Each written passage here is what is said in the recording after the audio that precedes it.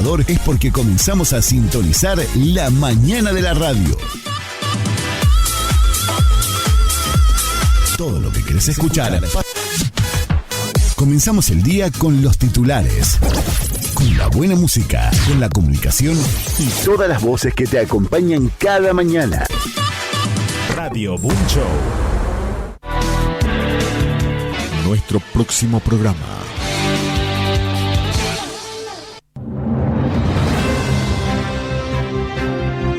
Conectamos con el mundo. Estas son las noticias.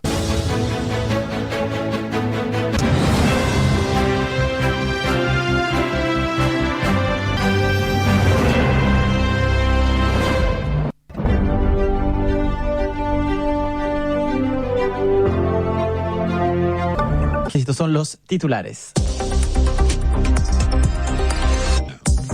El gobierno de Venezuela excarcela a 131 presos políticos tras la promesa hecha por la jefa de la delegación opositora en los diálogos auspiciados por Estados Unidos con el gobierno interino. La ONG Foro Penal contabilizaba hasta el lunes 10 de agosto 391 presos políticos en el país. Son al menos 287 los muertos y 379 los desaparecidos en Colombia tras el potente terremoto de magnitud 7,4, mientras se desvanecen las posibilidades de hallar sobrevivientes. Con decenas de miles de viviendas dañadas o destruidas, el país enfrenta ahora el desafío de la reconstrucción. Perú declara en emergencia a un tercio de sus municipios ante el riesgo inminente de sus graves sequías vinculadas al fenómeno climático del Niño, que impactan el abastecimiento de alimentos. La medida responde a pronósticos que prevén que el evento será de una magnitud excepcional este año.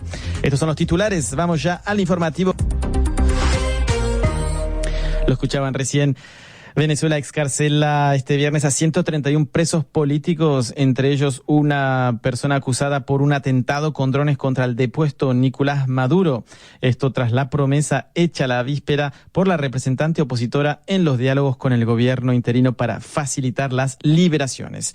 Amplía la información desde Caracas nuestro corresponsal Víctor Amaya. Viernes de excarcelaciones en Caracas. Varios hombres y principalmente mujeres considerados presos políticos comenzaron a salir de los calabozos en Venezuela durante la tarde de este 14 de agosto, según confirmaron organizaciones como Foro Penal, Justicia, Encuentro y Perdón y la Coalición por los Derechos Humanos, encargados de la defensa de varios de los casos. Se trata de personas castigadas por su supuesta vinculación en distintos eventos políticos de los últimos años, como la explosión de un dron durante un acto que presidía Nicolás Maduro en 2018, una incursión marítima de sujetos armados en 2020 o la presunta instalación de explosivos en Caracas en enero de 2025. Según se pudo conocer, se trató de excarcelaciones que los defensores esperaban se tradujeran en liberaciones plenas y cese de las causas judiciales. Estas se han producido luego de las declaraciones de Dinora Figuera, negociadora por la oposición en el diálogo que se ha iniciado con el oficialismo bajo acompañamiento de Estados Unidos, quien se comprometió el miércoles a que en los siguientes días se diesen liberaciones. El tema de presos políticos no está formalmente dentro de las negociaciones entre ambos sectores,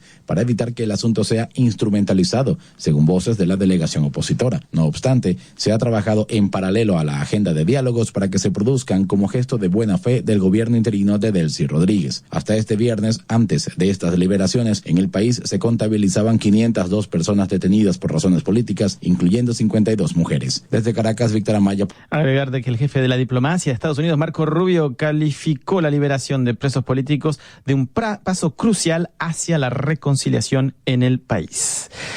Lo decíamos en titulares y vamos a la vecina Colombia, donde los equipos de rescate trabajan a contrarreloj para liberar a 4 personas atrapadas tras el colapso de un hotel.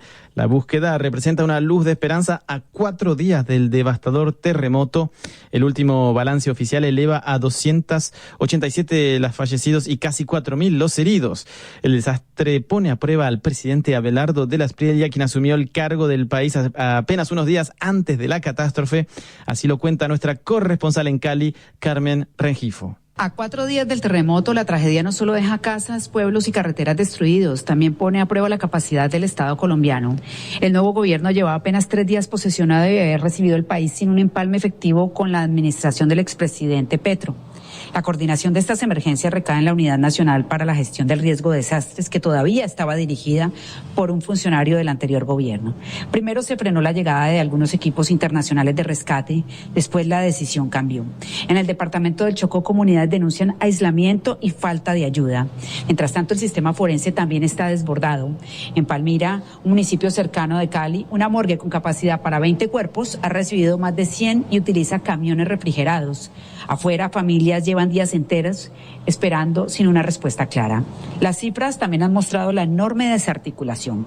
El miércoles se reportaban 496 desaparecidos, hoy 377.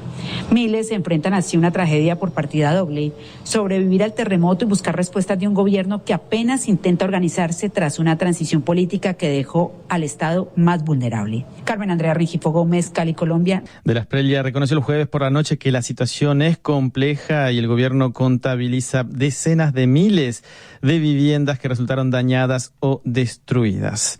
Además, el devastador terremoto en Colombia dejó al descubierto un hallazgo inesperado.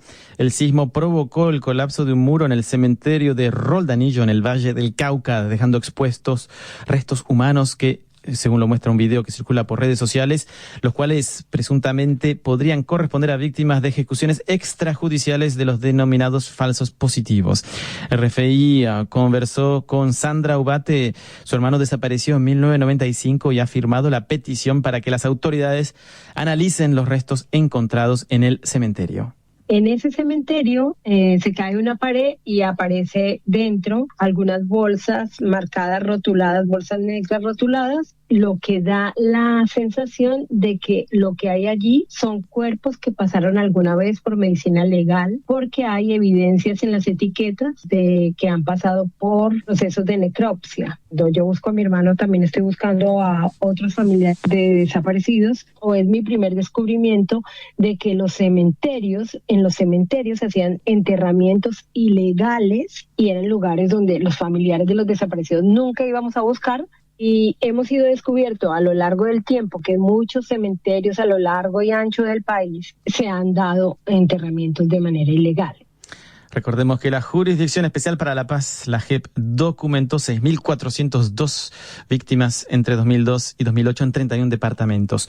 Luego del informativo dedicaremos el espacio a este tema. Estados Unidos exige al primer ministro israelí Benjamín Netanyahu que condene públicamente a los colonos que mantienen rodeadas a familias palestinas en la Cisjordania ocupada, según informó la agencia Reuters, citando funcionarios estadounidenses. Los colonos cortaron el agua y la electricidad en la localidad de Qusra, dejando atrapados a los residentes en sus propios hogares.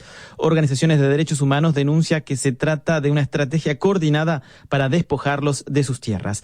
La violencia generó duras reacciones incluso del embajador estadounidense en Israel, Mike Huckabee, un habitual defensor de los asentamientos en la Cisjordania ocupada, quien tildó a los agresores de terroristas israelíes.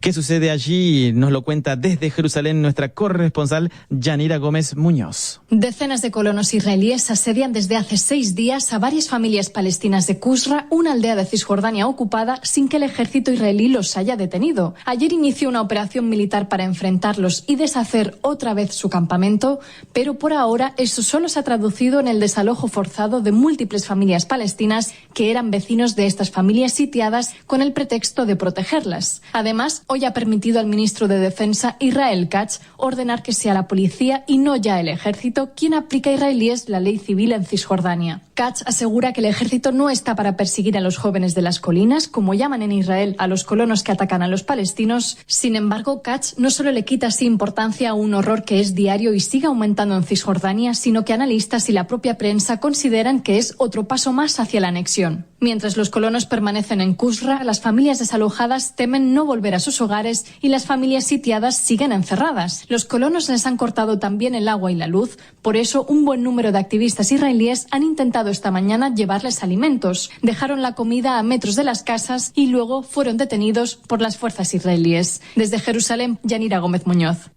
Muchas gracias, Yanira Gómez. Venimos a Francia, donde un alto tribunal anuló el viernes una ley que prohibía a los menores de 15 años el uso de las redes sociales al considerar que vulnera las libertades fundamentales. Lo explica Aida Palau. El Consejo Constitucional de Francia, organismo que vigila que las leyes se apeguen a la Carta Magna, ha censurado la ley que prohíbe a los menores de 15 años de edad el acceso a las redes sociales. Apenas hace 3 semanas, el Parlamento francés había adoptado la medida que se preveía entrara en vigor el próximo septiembre, cancelando la creación de nuevas cuentas en una primera etapa, y para las cuentas ya existentes se preveía una segunda fase de regulación en enero próximo. Hoy el Consejo Constitucional considera que la ley supone una restricción desproporcionada de la libertad de expresión y de comunicación, y que además podría aplicarse a servicios de comunicación en línea cuyos riesgos para la salud y la seguridad de los menores no están demostrados. Asimismo, indica que la ley no es aplicable por no considerar la edad, la situación familiar ni el grado de madurez del menor, y que tampoco establece las condiciones en las que los padres pueden levantar la prohibición. Finalmente, los sabios consideran que se vulnera el derecho al respeto de la vida privada, ya que cualquier persona debe acreditar su edad para obtener el acceso y no se determinan las condiciones en que deberá hacerse dicha justificación. Agregar que una coalición de estados de Estados Unidos reclamará unos $200 mil millones a Meta en el juicio que comienza este martes. Acusan a la compañía de diseñar intencionalmente Facebook e Instagram para generar adicciones en los niños. Lo decíamos en titulares, Perú declaró en emergencia a 1/3 de sus municipios ante el riesgo inminente de que graves sequías vinculadas al fenómeno climático de El Niño impacten el abastecimiento de alimentos. La medida responde a que la mayoría de los pronósticos prevén que este año el evento meteorológico alcance una magnitud excepcional en el país. Así lo explica a Yago Martín, la doctora en meteorología de la Universidad Nacional Agraria de Molina, Elizabeth Silvestre. En el Perú, la época de lluvias se inicia en los meses de octubre y noviembre. Y existen muchos cultivos, principalmente en la zona de la sierra. Sin embargo, a raíz de la ocurrencia del evento El Niño, estamos observando que la tendencia es a tener valores menores de lo esperado en precipitación. Y eso está focalizado principalmente en esa zona. Eso es de grande preocupación porque la región andina es una región bastante agrícola. En la sierra se siembra papas, habas, trigo, cebada, y todo tiene una necesidad de la precipitación. Habiendo una tendencia a la sequía, probablemente estos cultivos no tengan el mismo nivel de productividad porque vamos a tener menos lluvia. Y esto se observa debido a que, El Niño incrementa las precipitaciones en la zona norte del Perú. Por equilibrio atmosférico, si tenemos en una zona bastante precipitación, en alguna otra debemos reducir esa precipitación. Más de 9 millones de peruanos se encuentran expuestos a un nivel de riesgo muy alto por inundaciones y deslizamientos asociados a El Niño, según las autoridades. Y antes de dejarlos, una noticia policial del mundo del arte, porque las autoridades italianas recuperaron 3 pinturas de Renoir, Cézanne y Matisse, valoradas en millones de euros, robadas a comienzos de años en un museo privado cerca de Parma. Y en paralelo, y sin relación al robo en Italia, la policía brasileña halló en las afueras de San Pablo 8 obras sustraídas del propio Matisse tras una redada en un departamento. Ya lo mencionábamos en el informativo, el devastador terremoto en Colombia dejó al descubierto un hallazgo inesperado, provocando el colapso de un muro en un cementerio en el Valle del Cauca que dejó expuestos restos humanos. Familiares de víctimas del conflicto sospechan que estas osamentas podrían corresponder a personas sepultadas ilegalmente en el lugar. Así lo explica el informe de Raquel Villa Écijar. Los familiares de desaparecidos en Colombia han pedido a las autoridades que examinen estos restos que creen pueden pertenecer a sus allegados o pueden dar pistas para localizar a alguno de ellos, como explica Sandra Ubate, que lleva años buscando a su hermano, desaparecido en 1995 cuando tenía 24 años. Nunca han encontrado sus restos. En ese cementerio se cae una pared y aparece dentro algunas bolsas marcadas, rotuladas, bolsas negras rotuladas, lo que da la sensación de que lo que hay allí son cuerpos que pasaron alguna vez por medicina legal.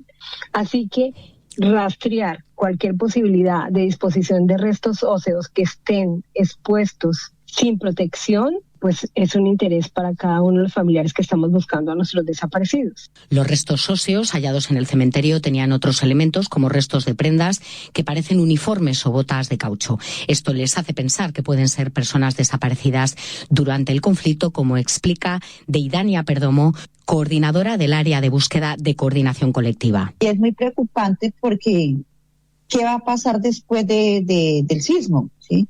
Las familias están angustiadas, desesperadas, y es lógico, entendemos la preocupación, porque con esto se irá a borrar, digamos, años de historia, años de sufrimiento, años de angustia.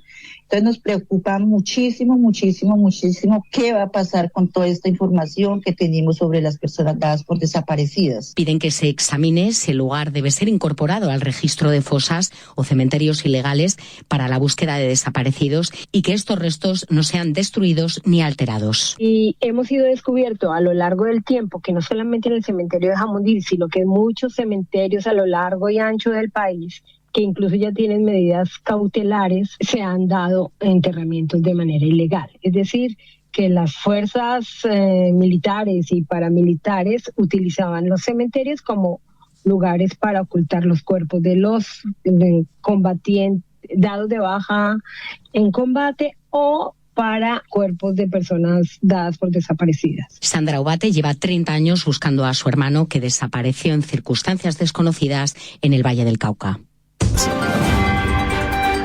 Llegamos al final.